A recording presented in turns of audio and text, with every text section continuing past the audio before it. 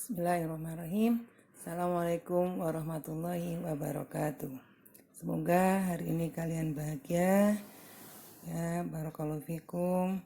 Hari ini kita akan sampaikan tematik tema 2, subtema 2, pembelajaran 3, insyaallah tentang kewajiban dan hak dalam masyarakat dan tentang pengelolaan usaha ekonomi masyarakat. Jadi pelajaran PKN dan pelajaran IPS insyaallah kita padukan masih juga dengan bahasa Indonesia tentang mencari informasi dalam teks dengan menggunakan kata tanya. Apa, siapa, kapan, bagaimana, mengapa. Perhatikan penjelasan tentang hak dan kewajiban dan tanggung jawab dan pengelolaan usaha berikut ini. Perhatikan gambar di hadapan kalian. Di hadapan kalian ada gambar warga yang sedang melaksanakan kerja bakti. Kerja bakti merupakan salah satu contoh masyarakat yang melaksanakan kewajibannya untuk menjaga lingkungan dan juga contoh masyarakat yang bertanggung jawab untuk menjaga kebersihan dan kenyamanan lingkungan tempat tinggalnya. Nah, sekarang Ibu tanya, masih ingatkah kamu pengertian dari hak, kewajiban, dan tanggung jawab?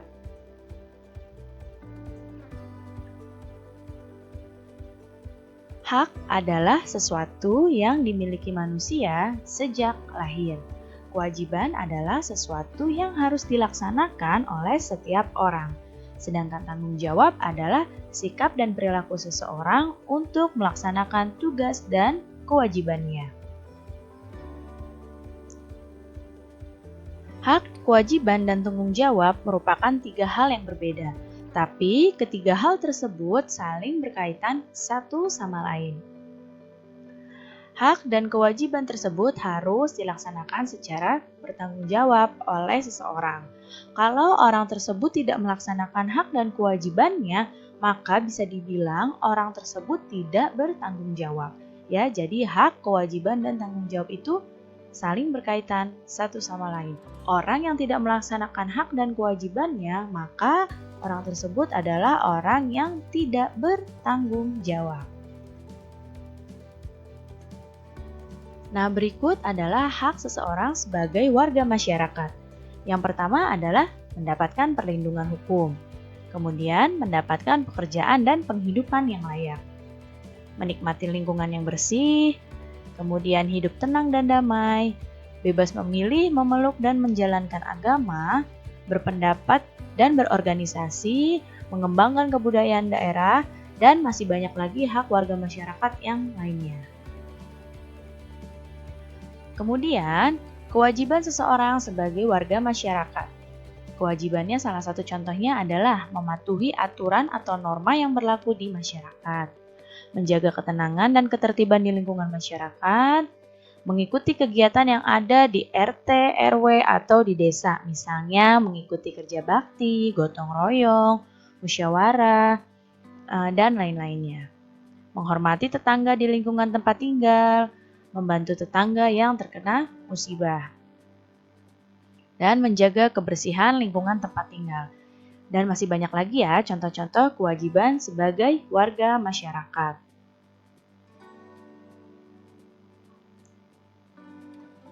Nah, sekarang kita akan mempelajari tentang jenis usaha ekonomi.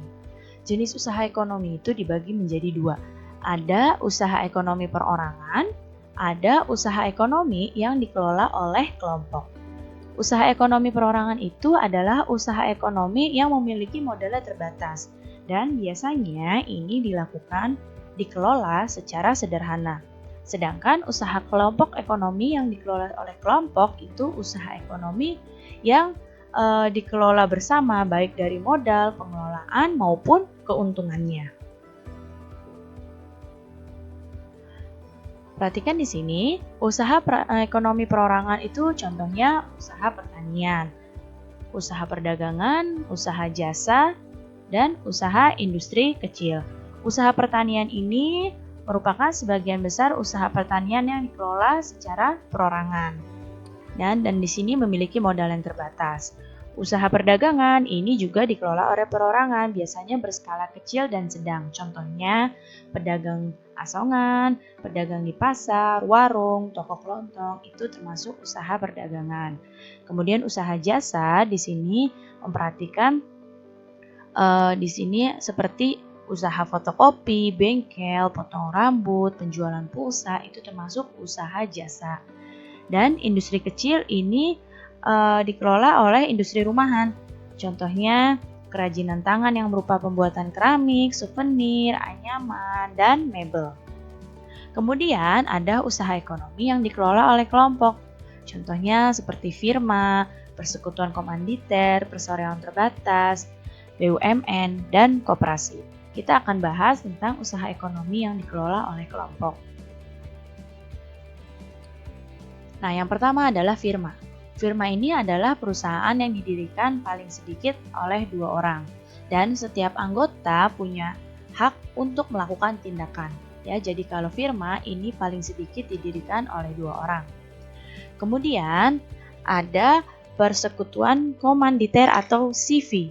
Di sini adalah usaha yang memiliki 2 macam anggota kalau CV, yaitu ada anggota aktif dan ada anggota pasif. Anggota aktif ini berperan dalam menjalankan usaha. Kalau anggota pasif berperan dalam pemberian modal usaha. Contohnya misalnya CV, kayu jati luhur, dan masih banyak lagi yang lainnya. Kemudian perseroan terbatas atau PT. Nah, ini adalah perusahaan yang modalnya dihimpun dari beberapa orang dengan cara menjual saham. Saham itu adalah surat tanda keikutsertaan penanaman modal. Di sini, pemilik saham punya kewenangan terhadap perusahaan tersebut dan berhak mendapatkan laba atau keuntungan perusahaan. Kemudian ada badan usaha milik negara atau BUMN. BUMN adalah perusahaan yang seluruh atau sebagian modalnya itu dimiliki oleh negara. BUMN itu bisa berbentuk perusahaan umum atau perum dan bisa berbentuk perseroan terbatas atau PT. Contohnya perum itu adalah Perum Peruri atau percetakan uang negara. Dan contohnya PT adalah PT KAI atau Kereta Api Indonesia. Dan selanjutnya adalah koperasi. Koperasi merupakan usaha bersama yang berdasarkan asas kekeluargaan. Nah, di dalam koperasi, semua anggota itu wajib membayar yang namanya simpanan pokok dan simpanan wajib. Contoh koperasi adalah koperasi unit desa atau KUD dan koperasi sekolah. Nah, sekarang kita akan bahas jenis-jenis atau bentuk-bentuk dari koperasi. Ada yang disebut koperasi konsumsi. Ini usaha bersama yang menyediakan berbagai barang konsumsi untuk memenuhi kebutuhan sehari-hari. Ada koperasi simpan pinjam. Ini usaha bersama untuk menyediakan layanan simpan pinjam. Yang selanjutnya ada koperasi produksi. Ini menyediakan bahan baku produksi dan menyalurkan hasil produksi anggotanya.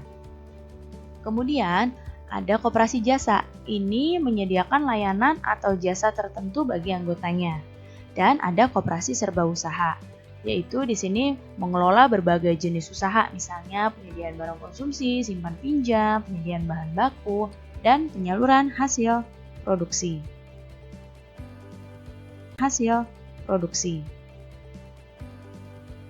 Alhamdulillah, terima kasih. Semoga bermanfaat. Mohon maaf bila ada kesalahan. Kita berdoa semoga wabah COVID segera berakhir. La ilaha illa anta subhanaka inni kuntu minadh dhalimin. Allahumma inni minal barasi wal jununi wal jundami wa min sayyi'il asqam. Barakallahu fiik. Ya, untuk tugas sementara ada dulu ya.